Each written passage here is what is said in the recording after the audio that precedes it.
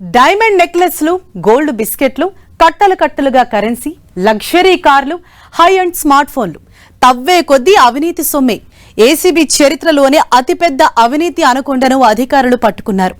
రహదారులు, భవనాల శాఖ engineer in chief Mohan Naik ఇంట్లో సోదాలు జరిపిన ఏసీబీ అధికారులు అవినీతి సొమ్ము చూసి అవాక్కయ్యారు. హైదరాబాద్, నిజామాబాద్ సహా రాష్ట్రంలోని 17 చోట్ల ఏసీబీ తనిఖీలు జరిగాయి. మొత్తంగా 17.94 కోట్ల ఆదాయానికి మించిన ఆస్తుల్ని గుర్తించిన ఏసీబీ మోహన్ నాయక్ ను అరెస్ట్ చేసింది. అయితే బహిరంగ మార్కెట్లో ఈ ఆస్తుల విలువ ఏకంగా 180 కోట్లకు పైగా ఉంటుందని అంచనా వేస్తున్నారు. మోహన్ నాయక్ ను ఏసీబీ కేసుల ప్రత్యేక న్యాయమూర్తి ఎదుట హాజరుపరచగా 14 రోజుల జ్యుడిషియల్ రిమాండ్ విధించారు. దీంతో ఆయన్ను చెంచల్గూడ జైలుకు తరలించారు. నిజామాబాద్ జిల్లా డిచ్పల్లి మండలం ముల్లంగి పంచాయతీ కులాస్పూర్ తండాకు చెందిన మోహన్ నాయక్ 29 ఏళ్ల క్రితం ప్రభుత్వ కొలువులో చేరి రోడ్లు, భవనాల శాఖలు కీలక స్థానాల్లో కొనసాగారు. నల్గొండ, నిజామాబాద్లలో ఎస్ఈగా పనిచేయడంతో పాటు Hyderabad road development corporation TGMS ఐడీసీలోనూ బాధ్యతలు నిర్వర్తించారు.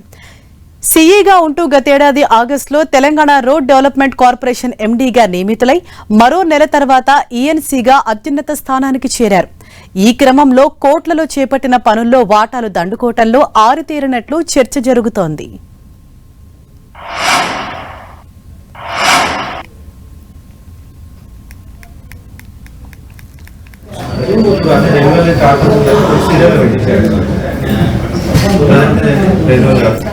డైమండ్ నెక్లెస్లు, గోల్డ్ బిస్కెట్లు, కట్టలు కట్టలుగా కరెన్సీ, లగ్జరీ కార్లు, హై అండ్ స్మార్ట్ ఫోన్లు తవ్వే కొద్దీ అవినీతి సొమ్మే.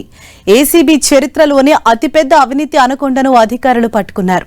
రహదారులు, భవనాల శాఖ engineer in chief Mohan Naik ఇంట్లో సోదాలు జరిపిన ఏసీబీ అధికారులు అవినీతి సొమ్ము చూసి అవాక్కయ్యారు.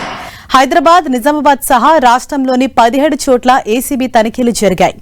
మొత్తంగా 17.94 కోట్లు ఆదాయానికి మించిన ఆస్తుల్ని గుర్తించిన ఏసీబీ మోహన్ నాయక్ ను అరెస్ట్ చేసింది. అయితే బహిరంగ మార్కెట్లో ఈ ఆస్తుల విలువ ఏకంగా 180 కోట్లకు పైగానే ఉంటుందని అంచనా వేస్తున్నారు. మోహన్ నాయక్ ను ఏసీబీ ప్రత్యేక న్యాయమూర్తి ఎదుట హాజరుపరచగా 14 రోజుల జ్యుడిషియల్ రిమాండ్ విధించారు. దీంతో ఆయన్ను చెంచల్గూడ జైలుకు తరలించారు. నిజామాబాద్ జిల్లా డిచ్పల్లి మండలం ముల్లంగి పంచాయతీ కులాస్పూర్ తండాకు చెందిన మోహన్ నాయక్ 29 ఏళ్ల క్రితం ప్రభుత్వ కొలువులో చేరి రోడ్లు, భవనాల శాఖలు కీలక స్థానాల్లో కొనసాగారు.